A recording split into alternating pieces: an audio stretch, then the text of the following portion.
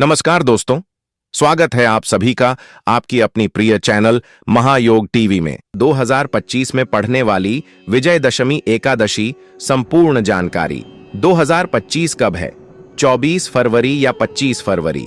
पूजा विधि क्या है, क्या करना है, क्या नहीं करना है, संपूर्ण जानकारी आज हम आपको इस वीडियो में बताएंगे, तो वीडियो के अंत तक बने रहें।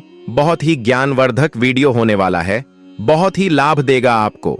तो आप सभी भक्तों को फाल्गुन मास के कृष्ण पक्ष की विजय एकादशी की ढेर शुभकामनाएं।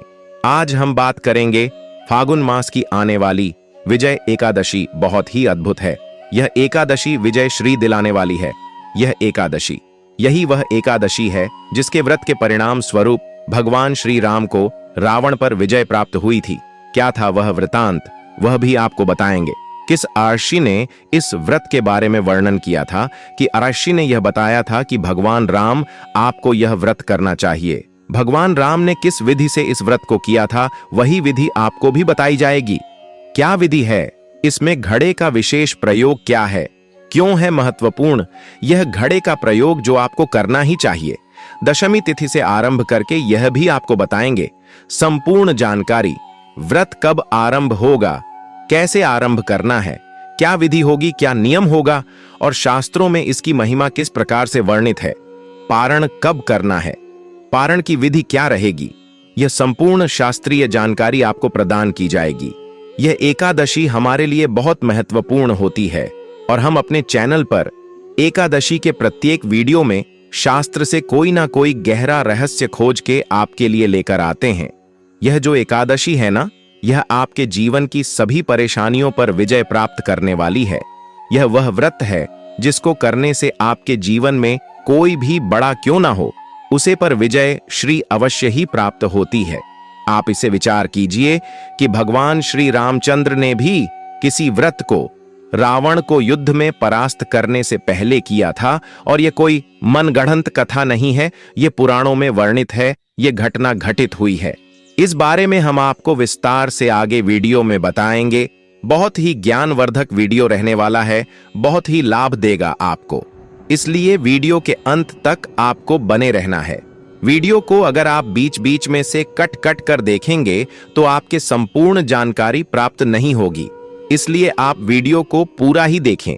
और भी बहुत रोचक बातें हैं जो इसके आने वाली एकादशी से संबंधित होगी। तो वीडियो की शुरुआत करते हैं। उससे पहले कृपया भगवान की प्रसन्नाथ व्रत की सफलता के लिए कमेंट बॉक्स में अवश्य लिखें ओम नमः भगवते वासुदेवाय या जय श्री हरि भगवान का यह मंत्र जब भी लिखा जाता है तो उसे लिखने वाले के जीवन में अवश्य ही सकारात्मक परिवर्तन आते हैं, क्योंकि इसे एक सकारात्मक ऊर्जा उत्पन्न होती है और वह सकारात्मक ऊर्जा आपके जीवन में सकारात्मक परिवर्तन लेकर आती है। इसीलिए आप सभी श्री हरि के भक्तों को अवश्य ही उनका यह प्रिय मंत्र ओम नमः भगवते वासुदेवाय लिखना चाहिए। लिए जानकारी आरंभ करते हैं। हमारे श्रोता माताएं, बहनें, भाई बंधु, आने वाली जो एकादशी है वह एकादशी होगी फाल्गुन कृष्ण एकादशी, क्योंकि प्राप्त होती है इसके व्रत के प्रभाव से मनुष्य को विजय की प्रति सभी स्थानों पर होती है। यह सब व्रत से उत्तम व्रत है। किसी एकादशी का व्रत उन्हें अवश्य करना चाहिए जिनके जीवन में कोई संकट है या जिन्हें किसी पर विजय प्राप्त करनी है। देखिए, विजय केवल शत्रुओं पर ही प्राप्त नहीं करनी होती, विजय आपको संकटों पर भी प्राप्त करनी होती है। आपके दैनिक जीवन में जो भी परेशानियां हैं, बढ़े हैं, आपको उन्हें पर करना है तो विजय पानी होगी। आपके जीवन में आर्थिक संकट है, उसे पर विजय पानी होगी। आपके जीवन में यदि समय अच्छा नहीं चल रहा है तो आपको विजय पानी, आपके जीवन की किसी भी प्रकार की परेशानी क्यों ना हो।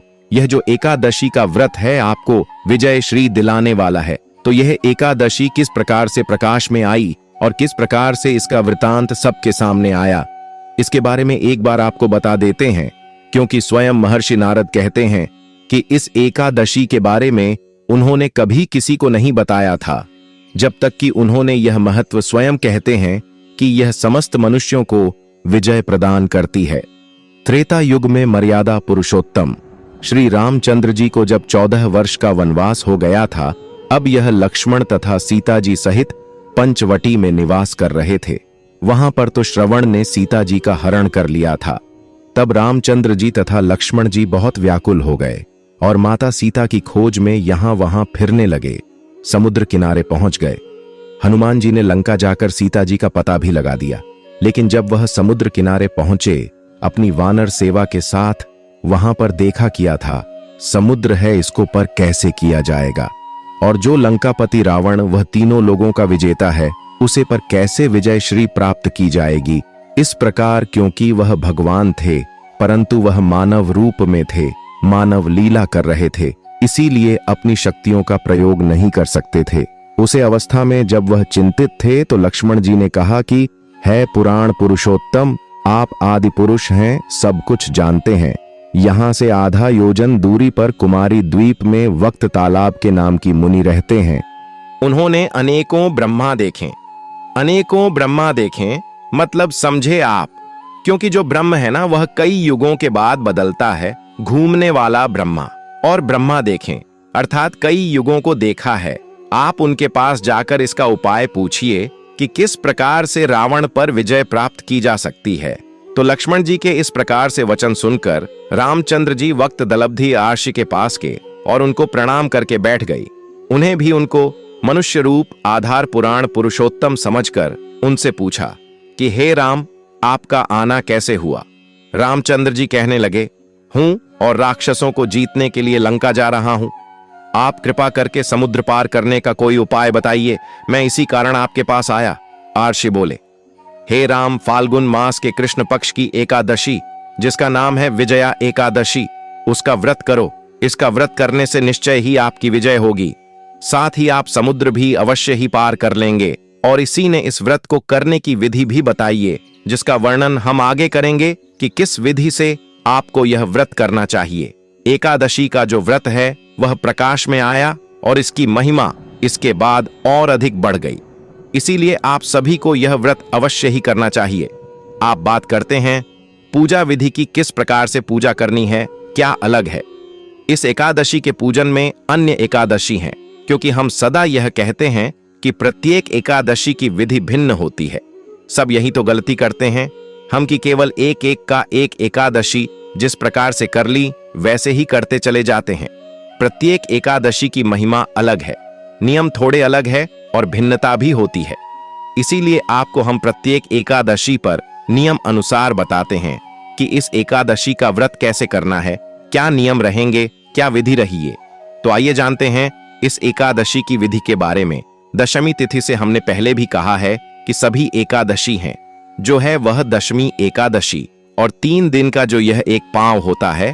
परंतु इस एकादशी में कुछ और भी भिन्नता है, केवल वस्तुओं का त्याग ही नहीं करना है। दशमी तिथि को चाहे आप मिट्टी करें या आपको घड़ा लेना है, उसे खड़े को जल से भरकर और उसे पर पंच पल्लव रख दीजिए। पंच पल्लव आप जानते ही होंगे। इस प्रकार से पंच पल्लव उसके ऊपर रखिए और एक वेदिका बनाया। वैदिक कोई चौकी सजाया, चौकी के ऊपर उसे घड़ी के नीचे आपको रखना है। 7 नाज अर्थात 7 प्रकार के अनाज रखें। 7 प्रकार के अनाज में आप क्या रख सकते हैं, वज्र ले लीजिए, जो ले लीजिए, चावल, जो मक्का बाजरा गेहूं या कोई भी अनाज आप ले लीजिए। इस प्रकार से आपको अनाज ले लेना है। घड़ी को जब स्थापित करेंगे ना तो खड़े के नीचे आपको रखते हैं 7 सतनाजा और ऊपर रखते हैं केवल जो सतनाजे में आपको जो नाले तो ठीक है, क्योंकि जो ऊपर रखते हैं तो बाकी के 7 ना जो है वह नीचे रख लीजिए, और 8वां जो है उसे आप घड़ी के नीचे रख दीजिए। और गधे के ऊपर आप विष्णु जी की प्रतिमा स्थापित करेंगे। स्वर्ण की लीजिए, चांदी की लीजिए, या आप जो भी आपके पास उपलब्ध हो वह ले लीजिए। अन्यथा आप तस्वीर भी, कोई चित्र भी आप ले सकते हैं भगवान का, वह उसे खड़े के ऊपर आप स्थापित कर देंगे। कैसे, एक चौकी दीजिए। अगर चौकी ना हो तो कोई बात नहीं, जो भी आपका स्थान है, पूजा का स्थान, वहां पर शुद्ध कीजिएगा। उसको शुद्ध करने के बाद वहां पर पहले सपना जा रखिएगा। शुद्ध कैसे करते हैं, गंगा जल ले लीजिएगा, गंगा जल छिड़केगा उसे स्थान पर। उसके बाद वहां पर आप सतना जा रखिएगा। 7 अनाज सतनाजे के ऊपर पानी से भरा हुआ कलश। ध्यान रखें कि जो कलश है वह खाली ना हो, उसे पर पानी भरेगा पानी से भर के कलश रखिएगा और कलश के ऊपर आप 5 पर लव लगाकर पूर्ण पत्र से बंद कर दीजिए। उसमें जो रखिए और उसको ऊपर भगवान की तस्वीर या प्रतिमा स्थापित करनी है। दशमी तिथि को आप समझने तिथि को आपने यह स्थापना करके भगवान की रख देनी है। अब आप एकादशी को इनका पूजन करेंगे। एकादशी के दिन आप सूर्योदय से पहले उठ जाएं। उठने के बाद स्नान आदि करके स्वच्छ वस्त्र धारण करके और भगवान का पूजन करेंगे। पूजा के लिए अन्य क्या सामग्री रहेगी वह भी आप एक बार नोट कर लीजिए। पूजा के लिए सामग्री सामान्य रहेगी। होली मौली पान सुपारी, लौंग, इलायची, खुले फूलों की माला, 1 लोटे में चल, गंगा जल मिला हुआ दूध, यह सामग्री है जो आपको एकत्र करनी है। इस सामग्री को एकत्र कर लीजिए, थाली में सजा लीजिए। उसके बाद उसने शुद्ध जल भर लीजिए। उसने जल आज पानी करने के लिए अन्यथा कोई छोटा चम्मच रख लीजिए। और सबसे पहले व्रत का पूजन करने से पहले संकल्प करेंगे और संकल्प करने के बाद आप व्रत का पूजन करेंगे। आई आरंभ करते हैं। एक पुष्प लीजिए, उसको लोटे में जो चले उसमें, और सभी सामग्री को आप पवित्र कर लीजिए।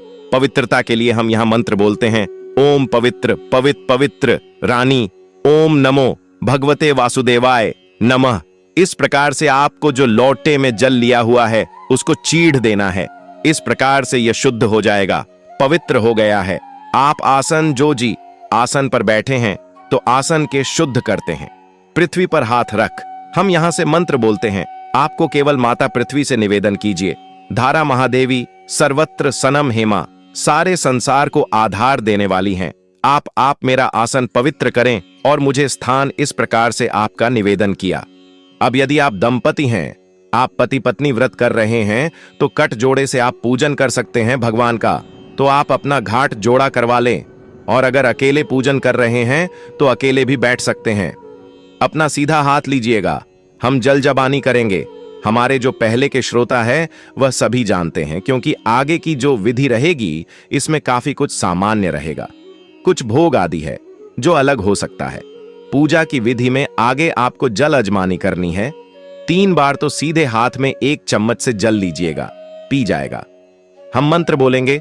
सबसे पहले हाथ धो लीजिए, गंगा जल वाला जाल है ना, उसमें से चम्मच से हाथ में जल लीजिए, हाथ धो लीजिए। अब आप पंगे 1 चम्मच लेकर हाथ पैर सीधे हाथ पैर जल लीजिएगा। ओम के शिवाय नमः, ओम नारायण नारायण धो लीजिए। इस प्रकार से अब हम पूजा के लिए तैयार हैं। अपने आप को तिलक कीजिए और मौली बंदी। यदि पारिवारिक जिंदगी आपके साथ पूजन कर रहे हैं ना, तो आप सभी लोग मिलकर बैठकर पूजन कीजिए और पूजन से पहले तेरा कीजिए। और मौली बात आई, अब अमृत का संकल्प करेंगे। अपने सीधे हाथ में जल लीजिए। 1 रुपए का सिक्का दक्षिण के रूप में काम से कम रखिए, अधिक जो भी आप रखना चाहे वह प्राचीन बार वॉल्यूम श्री विष्णु, ओम श्री विष्णु, श्री विष्णु। अपना नाम जिस स्थान पर बैठकर आप संकल्प कर रहे हैं वहां का मकान नंबर, क्षेत्र का नाम, शहर का नाम, फाल्गुन मासी कृष्ण पक्ष, विजया एकादशी, व्रत पूजन, संकल्प, शंकर विष्णु शरण। यहां पर जो हमने बोला है कि आपको यह व्रत कर रहे हैं आयु आरोग्यता की प्राप्ति के लिए, धन संपत्ति की प्राप्ति के लिए और शत्रु विजय की प्राप्ति के लिए। यदि आपके कोई अन्य कामना भी हो तो वह कामना भी आपके यहां बोल देने चाहिए। संकल्प में ही आपको वह इच्छा बोलनी होती है। इसके उद्देश्य की पूर्ति के लिए आप व्रत कर रहे हैं और यही संकल्प करने के लिए कारण भी होता है, जिसमें कि आपको भगवान से सभी प्रार्थना देते हैं कि आप कौन हैं, कहां हैं और किस लिए व्रत कर रहे हैं। संकल्प करने के बाद भगवान गणेश को हम स्मरण करेंगे और तदुपरांत अब हम कलश पूजन करेंगे। फिर भगवान श्री हरि का पूजन करेंगे। कलश पूजन किस प्रकार से करते हैं? सबसे पहले कलश देव पर जल के चीते दीजिए, उनको तिलक कीजिए। 7 बिंदी लगा सकते हैं या 1 बिंदी लगा सकते हैं। कलश पर अक्षत अर्पित कीजिए और दीप जलाइए, धूप जला दीजिए और गीता दिया जला लीजिए। तो धूप दिखाइए और दीप दिखाइए। नैवेद्य के रूप में आपके पास जो भी कोई फल है, मिठाई है, वह अर्पित कीजिए। जल जमानी कराया। शुभ लक्षण आयाम शुभ 2 वर 2 पवाहा। दक्षिण के रूप में जो भी आप राशि अर्पित करना चाह वहां दक्षिण अर्पित कीजिए और प्रणाम कीजिए। कलश पूजन के बाद अब हम भगवान श्री हरि विष्णु का पूजन करेंगे। भगवान श्री हरि विष्णु का पूजन करने के लिए एक पत्र रख लीजिए, कटोरी रख लीजिए उनके सामने, क्योंकि वह कलश के ऊपर आपने विराजमान किया होगा। भगवान की तस्वीर, प्रतिमा को जैसे कि हमने विधि बताई थी, दशमी तिथि वहां पर नीचे एक पत्र रख लीजिए जिसमें कि आप पूजा की सारी सामग्री अर्पित करेंगे, क्योंकि कलश पर अगर अर्पित करेंगे तो वह गिरती जाएगी। अजमानी अर्पित करेंगे तो 1 चम्मच से जल अर्पित कीजिएगा। सबसे पहले भगवान को पद्य अर्पित करेंगे। इस प्रकार से अपने भगवान को पद्य मार्ग आज पानी समर्पित किया है। 1 चम्मच जल अपने कटोरी में छोड़ देना है जो भगवान के सामने रखी है, या भगवान के पूजा के समगरी के लिए भगवान को स्नान करेंगे। स्नान करने के लिए 1 चम्मच जल छोड़ दीजिए कि आप भगवान को प्रेम पूर्वक स्थान कर रहे हैं की तरफ। इसके बाद भगवान को इत्र लगाइए। यदि आपके पास इत्र है तो आप 1 हुई पर लीजिए या पुष्प पर लीजिए और वह इत्र भगवान को समर्पित कीजिए। वस्त्रम वस्त्रांते हैं, वस्त्रम समर्पयारी, वस्त्र के रूप में मौलिक का 1 टुकड़ा तोड़ लीजिए और वहां प्रेम से वस्त्र के रूप में भगवान पर अर्पित कीजिए। वस्त्रम समर्पयारी, अक्षतम पंतु तिलक कीजिए। भगवान को चंदन का तिलक कीजिए। तिलक करके अक्षत लगाइए। पुष्पम सवार व्यायाम ही समर्पित कीजिए। पुष्प अर्पित कीजिए। फूलों की माला है तो माल पहनाइए। धूप दीप दर्शन धूप दिखाइए। भगवान को दीप दिखाइए। भगवान को के बाद नए माध्यम समर्पण अर्पित कीजिए। नावेद में क्या आपके पास कोई मिठाई है तो वह अर्पित कीजिए, और यदि कुछ ना हो तो आप मिश्री भी नावेद के रूप में RPIT कार्य 1 चम्मच जल लीजिए, भगवान को अर्पित कर दीजिए। अमिताभ मुलाकुम अर्पित करने के लिए पान का पत्ता लीजिए, उसकी दांडी तोड़ दीजिए। 2 लौंग, 2 इलायची, 1 सुपारी उसमें रखिए। पान का बीड़ा बनाया और वहां भगवान को अर्पित कीजिए। तांबूल ओम समर्पयारी, गांव में दक्षिणा अर्पित करना चाहते हैं वह राशि अर्पित कर दीजिए। दक्षिण अर्पित कीजिए भगवान को और प्रणाम कीजिए। इस प्रकार से आपने आज का यह एकादशी का व्रत पूजन पूर्ण किया है। अब आपको कथा श्रवण करनी चाहिए। कथा यदि आपके पास है तो आप पढ़िएगा और ना हो तो आपको सुनिएगा। कथा जो ऑथेंटिक कथा है वही आपको सुनने चाहिए। इसीलिए यदि आप चैनल पर नए हैं तो कृपया चैनल को सब्सक्राइब कर लीजिए, जिससे कि आप सभी सही कथाएं सुन सके, क्योंकि यह चैनल शास्त्रों पर आधारित, वेद पुराणों पर आधारित चैनल है और यहाँ पर हम जो भी कथाएं सुनते हैं वह एकदम सही सटक पुराने पर आधारित कथाएं होती हैं। हम इधर उधर से कहीं भी बनाकर कोई भी कथा नहीं सुना देते हैं। सही कथा सुनने के लिए आप चैनल पर नए हैं तो सब्सक्राइब कर लीजिए। और हमारा आपसे निवेदन यह भी है कि YouTube पर कथा सुनते समय आपको ध्यान तो रखना चाहिए, क्योंकि बहुत सारे ऐसे भी लोग हैं, सभी नहीं पर बहुत ऐसे हैं जो किसी भी कथा को एकादशी, पूर्णमासी या किसी भी नाम से अपलोड कर देते हैं और सुनते हैं। तो आपको सही कथा ही सुननी चाहिए। कथा सुनेंगे, कथा सुनने के बाद आप आरती करेंगे, आरती करने के बाद भगवान को फल का भोग लगाएंगे। आज के दिन फल का भोग लगाएंगे, प्रसाद बंधु बांधवगढ़ करेंगे। इस प्रकार से आप आज का पूजन कर अपने दैनिक कार्यों में लग जाएंगे। आपकी जो गृह कार्य हैं तो गृह कार्य उनमें लग जाइए। ऑफिस जाना है, ऑफिस चाहिए, जहां भी आपका जो कार्य है उसको आप कीजिएगा। कुछ नियमों का आपको अनुपालन करना होगा। नियमों में सबसे पहले तो आज के दिन आपको किसी से लड़ाई झगड़ा नहीं करना है, किसी पर क्रोध नहीं करना है, किसी का अहित नहीं करना है। ब्रह्मचर्य का पालन पूर्ण रूप से करना है। ब्रह्मचर्य वह नियम है जिसमें किसी भी प्रकार का कोई होता ही नहीं, बढ़ती जा सकती है। ब्रह्मचर्य का पालन करते हुए आज का दिन व्यतीत करेंगे। भोजन के रूप में यदि बात करें कि आप क्या ग्रहण कर सकते हैं तो खाने में आहार ही ले सकते हैं। फल आहार में आपको फल ले लीजिए। दूध ले सकते, कमेंट करके पूछते हैं, जी हां दूध बिल्कुल ले सकते हैं। आप कुछ सिंघाड़े को भी सेवन करते हैं, जो भी आप बनाते हैं, या आपको शव की खीर खिचड़ी बनानी है तो आप खा सकते हैं। आज के दिन दोष नहीं है। इस प्रकार से यह आपको आहार ग्रहण करना है। जल आप इसमें ले सकते हैं। सजेला व्रत कर सकते हैं, निर्जला व्रत कुछ लोग करते हैं, पर आपका समर्थ हो तभी आप कीजिएगा। ऐसा नहीं कि आप अपने शरीर पर अननेसेसरी किसी प्रकार का प्रेशर डालें तो ही कीजिएगा। नेता आप जल के साथ भी व्रत को कर सकते हैं कि क्योंकि घर में कल शाम में स्थापित किया है तो घर के अंदर कोई भी व्यक्ति आज के दिन ना तो तामसिक भोजन ग्रहण करेगा और ना ही किसी प्रकार का तामसिक भोजन घर में आपको बनाना है। यह आपको आज के दिन ध्यान रखना पड़ेगा और यह जो नियत में तिथि से ही आरंभ हो जाएगा। जैसे ही अपने कलश स्थापना कर दी, भगवान की स्थापना कर दी अपने घर में, न तभी तो दशमी तिथि से ही आपको घर में होगी। इतना प्रयास आप कीजिएगा। बाकी एकादशी में यह होता था कि दशमी तिथि को बाकी लोग, पारिवारिक लोग कुछ दिखाएं, केवल व्रत करने वाला ही नियम रखना था। लेकिन आज यह जो एकादशी है, इसमें जो नियम है वह दशमी तिथि से आरंभ होगा और घर के अंदर इस शुद्ध का आपको विशेष रूप से ध्यान रखना होगा कि यह शुद्ध जो है भांग ना हो एकादशी के दिन भी। और जब तक पारण नहीं हो जाता तब तक इस प्रकार से आप दिन व्यतीत कीजिएगा। सायंकाल को संभव हो तो कीर्तन कीजिएगा, रात्रिकाल को संभव हो तो जागरण कीजिएगा। महिमा इस एकादशी पर भी जागरण की बहुत अधिक बताई गई है। महत्व में जवाब सुनेंगे, इसकी कथा जब सुनेंगे तो सारा वृत्तांत आएगा।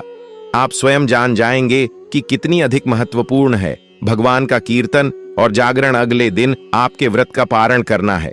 पारण करने के लिए सूर्योदय से पहले उठ जो लोग सो रहे हैं और जो जागरण कर रहे हैं वह ब्रह्म मुहूर्त में स्नान करें। ब्रह्म मुहूर्त में स्नान करने के बाद आप अपने व्रत का पालन करेंगे। पूजन विधि जो होगी पारण की, वह हम आपको विस्तार से अगले वीडियो में बताएंगे, क्योंकि विस्तार से बताने में बहुत समय चला जाता है। तो कारण की विधि के लिए भी वीडियो हम समय से अपलोड कर देंगे। जैसा हम प्रत्येक एकादशी पर करते हैं वह सुबह सुबह किया जा सकता है। आप पहले जान लेते हैं कि एकादशी का व्रत आपने कब करना है, फिर बताएंगे आपको हम कब करना है। विजया एकादशी 2025 में 24 फरवरी सोमवार को मनाई जाएगी। एकादशी तिथि 23 फरवरी 2025 को दोपहर 1:55 पर शुरू होकर 24 फरवरी 2025 को दोपहर 1:44 पर समाप्त होगी। व्रत का पारण 25 फरवरी 2025 को सुबह होगा। 6:50 से 9:08 के बीच किया जाएगा। पौराणिक कथाओं के अनुसार भगवान श्री राम ने लंका पर विजय प्राप्त करने के लिए विजया एकादशी का व्रत किया था। इस दिन व्रत रखने से शत्रुओं पर विजय, कार्यों में सफलता और समृद्धि की प्राप्ति होती है। विजया एकादशी का व्रत श्रद्धा और विश्वास के साथ करने से जीवन में सुख, समृद्धि और शत्रुओं पर विजय प्राप्त होती है। इस प्रकार से आपको विजय एकादशी की व्रत का पालन करना है। तो भक्तों, हमारे द्वारा बताइए जानकारी कैसी लगी। आप कमेंट बॉक्स में हमें जरूरी बताएं और कमेंट बॉक्स में सच्चे हृदय से हरि विष्णु जय माता लक्ष्मी। आपका एक एक कमेंट हमारे लिए बहुत ही महत्वपूर्ण होता है। आपके कमेंट से हमारा वीडियो बनाने का जो उत्साह होता है वह बढ़ जाता है। भक्तों, अभी तक आपने महायोग टीवी चैनल को सब्सक्राइब ना किया हो तो जरूर कर लीजिए, क्योंकि अब हम आपको बताने जा रहे हैं एकादशी व्रत हिंदू धर्म में बहुत ही पवित्र माना जाता है। इस दिन व्रत और पूजा करने से भगवान विष्णु की विशेष कृपा प्राप्त होती है। लेकिन अगर इस दिन कुछ गलतियां की जाएं तो इसका नकारात्मक प्रभाव भी हो सकता है। अनाज और चावल का सेवन। एकादशी के दिन अनाज, गेहूं, चावल, दाल आदि और चावल खाना वर्जित है। यह व्रत के नियमों के विरुद्ध माना जाता है और इसका आध्यात्मिक लाभ कम हो जाता है। लहसुन और प्याज का सेवन। इस दिन सात्विक आहार का पालन करना चाहिए। लहसुन और प्याज तामसिक भोजन में आते हैं जो व्रत की शुद्धता को भंग कर सकते हैं। तामसिक और मांसाहार भोजन। एकादशी के दिन मांस, मछली, अंडा, शराब आदि का सेवन करना पाप माना जाता है। यह नियम व्रत करने वालों और न करने वालों दोनों के लिए लागू होता है। झूठ बोलना और बुरी संगति। इस दिन झूठ बोलने, गपशप करने, धोखा देने और गलत कार्यों में शामिल होने से व्रत का फल नष्ट हो जाता है। क्रोध और अपशब्द बोलना, क्रोध करना और गाली गलौज करना भी एकादशी व्रत में निषिद्ध है। यह मानसिक अशुद्धता को बढ़ाता है और पुण्य को नष्ट कर सकता है। अत्यधिक सोना। एकादशी के दिन दिन में सोना मना है, क्योंकि इससे आलस्य बढ़ता है और व्रत का फल कम हो जाता है। देर तक सोना और ब्रह्म मुहूर्त में न जागना। ब्रह्म मुहूर्त सुबह 4 से 6 बजे में उठकर भगवान विष्णु की पूजा करनी चाहिए। देर से सोकर उठना एकादशी व्रत के नियमों के विरुद्ध है। बाल कटवाना, दाढ़ी बनवाना और नाखून काटना। एकादशी के दिन शरीर के बाल, दाढ़ी और नाखून काटना वर्जित है। यह नियम विशेष रूप से धार्मिक दृष्टि से माना जाता है। दान और भिक्षा न देना। एकादशी के दिन गरीबों को भोजन और दान देना अत्यंत पुण्यदायक होता है। इस दिन दान न करना एक बड़ी गलती मानी जाती है। ब्रह्मचर्य का पालन न करना। एकादशी के दिन ब्रह्मचर्य संयम का पालन करना आवश्यक होता है। इस दिन पति पत्नी का संबंध निषिद्ध माना जाता है। दिन झूठे और अपवित्र बर्तनों में भोजन करना दोषपूर्ण होता है। भोजन बनाने और खाने से पहले बर्तनों को अच्छी तरह से शुद्ध कर लेना चाहिए। शत्रुता और द्वेष रखना। इस दिन किसी से बैर, द्वेष या ईर्ष्या की भावना नहीं रखनी चाहिए। यह आध्यात्मिक ऊर्जा को कम करता है। पेड़ पौधों को क्षति पहुंचाना। एकादशी के दिन वृक्षों और पौधों को नुकसान नहीं पहुंचाना चाहिए। न ही कोई पत्ता या फूल तोड़ना चाहिए। सूतक और अशुद्धता में पूजा करना। यदि घर में किसी की मृत्यु हुई हो या जन्म के कारण सूतक लगा हो तो इस दिन पूजा करने से बचना चाहिए। तेल मालिश और स्नान न करना। एकादशी के दिन तेल मालिश और स्नान न करना वर्जित माना जाता है। स्नान जरूर करना चाहिए, लेकिन तेल का उपयोग नहीं करना चाहिए। विष्णु भगवान के अलावा किसी अन्य देवी देवता की पूजा करना। इस दिन केवल भगवान विष्णु की पूजा करनी चाहिए। अन्य देवी देवताओं की पूजा करना व्रत की शुद्धता को भंग कर सकता है। बिना संकल्प के व्रत करना। एकादशी का व्रत बिना संकल्प प्रतिज्ञा के नहीं करना चाहिए। सुबह उठकर विधिपूर्वक संकल्प लेना आवश्यक है। घर में कचरा फैलाना और गंदगी रखना। इस दिन घर को स्वच्छ और पवित्र रखना चाहिए। गंदगी रखने से नकारात्मक ऊर्जा बढ़ती है। जुआ खेलना और नशा करना। जुआ खेलना, शराब पीना, धूम्रपान करना आदि एकादशी के दिन बहुत बड़ा पाप माना जाता है। जरूरत से ज्यादा पानी पीना। इस दिन जल का सीमित सेवन करने की सलाह दी जाती है। अतिमात्रा में पानी पीने से व्रत का प्रभाव कम हो सकता है। रात्रि जागरण न करना। इस दिन भगवान विष्णु की कथा और भजन कीर्तन करते हुए जागरण करने से विशेष पुण्य मिलता है। रात्रि में जल्दी सो जाना एक गलती मानी जाती है। किसी जरूरतमंद को भोजन देने से इनकार करना। अगर कोई भूखा व्यक्ति भोजन मांगता है और उसे भोजन नहीं दिया जाता तो इससे व्रत का फल समाप्त हो जाता है। गलत विचारों में लिप्त रहना। मन में नकारात्मक और गलत विचारों को स्थान नहीं देना चाहिए। इस दिन शुभ और सकारात्मक सोच रखनी चाहिए। सूर्योदय के बाद व्रत शुरू करना। एकादशी का व्रत सूर्योदय से पहले संकल्प लेकर ही शुरू करना चाहिए। यदि दिन में देर से व्रत शुरू किया जाए तो उसका पुण्य कम हो जाता है। बिना भगवान का स्मरण किए व्रत खोलना। व्रत खोलने से पहले भगवान विष्णु का स्मरण और प्रार्थना करना चाहिए। बिना ध्यान किए भोजन ग्रहण करना व्रत की शुद्धता को कम कर सकता है। भक्तों को वीडियो कैसी लगी कमेंट करके जरूर बताएं और महायोग टीवी चैनल को सब्सक्राइब ना किया हो तो जरूर कर लीजिए और इस वीडियो को ज्यादा से ज्यादा शेयर करें जिससे कि हर कोई हिंदू भाई तक यह वीडियो पहुंच सके और वह इस वीडियो से लाभ ही लाभ उठा चुकी मिलते हैं। नई वीडियो में जय माता लक्ष्मी, जय भगवान विष्णु। आप सभी पर माता लक्ष्मी एवं भगवान विष्णु की कृपा बनी रहे। धन्यवाद भक्तों वीडियो देखने के लिए।